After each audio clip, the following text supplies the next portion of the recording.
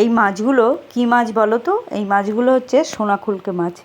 আমার ছেলে কতদিন ধরে বলছে মা ওই মাছ খাবো খাবো, তাই ওর বাবাকে বলছি বাজার থেকে পায় না, আজকে পেয়েছে নিয়ে এসছে। অল্প করেই পেয়েছে, নিয়ে এসে মাছটা আমি ধুয়ে পরিষ্কার করে রেখেছি। এবার লবণ হলুদ মাখিয়ে নিচ্ছি। মাছটা আমি জাস্ট একদম মশলা ছাড়া কি করে রান্না করব সেটা দেখবে শুধু। দেখো কড়াইতে তেল দিয়ে দিলাম। তেল গরম হলে আমি ঝিরিঝিরি করে আলু কেটে রেখেছি, ঠিক মাছের মতো করে সরু সরু করে। মাছটা যেরকম সাইজের সেরকমই আলু পেঁয়াজ লঙ্কা সব একই সাইজের কেটেছি আমি। দেখো আলুটা দিয়ে দিলাম, ভালো করে ধুয়ে রেখেছিলাম আমি। আলুটা একটু ভাজা ভাজা করে এর মধ্যে এখন আমি সেই পেঁয়াজ কুচি আর লঙ্কা চেরাগুলো দিয়ে দেবো। পুরো মাছের মতো করেই সবগুলো কাটতে হবে যেন একসাথে মিশে যায়।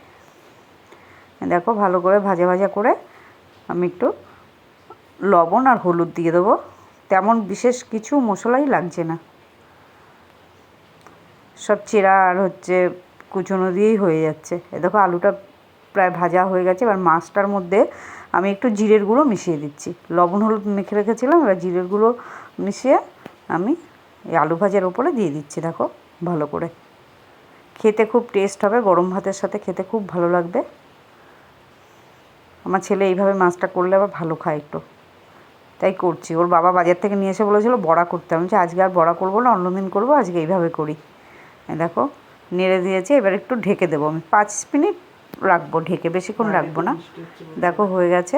এইবার একটু কাশ্মীরি লঙ্কার গুঁড়ো ছড়িয়ে আমি নামিয়ে দেবো। বাইরে খুব বৃষ্টি হচ্ছে। ছেলে বলছিল আজকে খিচুড়ি করবে মা, আমি বলছি না আজ খিচুড়ি করবো না, মাংস টাংস নিয়ে এসছে আজকে, তাই আর খিচুড়ি করলাম না। দেখো সামান্য পরিমাণে একটু কালারের জন্য ওপর দিয়ে লাল লঙ্কার গুঁড়ো ছড়িয়ে দিয়ে আমি নামিয়ে ফেলবো। দেখো হয়ে গেছে আজকে আমাদের সোনাখুলকে মাছের আলু পেঁয়াজ দিয়ে চচ্চড়ি। তোমরাও সবাই এইভাবে করে খেয়ে দেখবে, খুব ভালো লাগবে। বৃষ্টির দিনে গরম ভাতের সাথে খেতে খুবই ভালো লাগবে। দেখো কি সুন্দর কালারটা এসছে, খুব ভালো হয়েছে রান্নাটা। একবার তোমরা এরকমভাবে করে দেখতে পারো।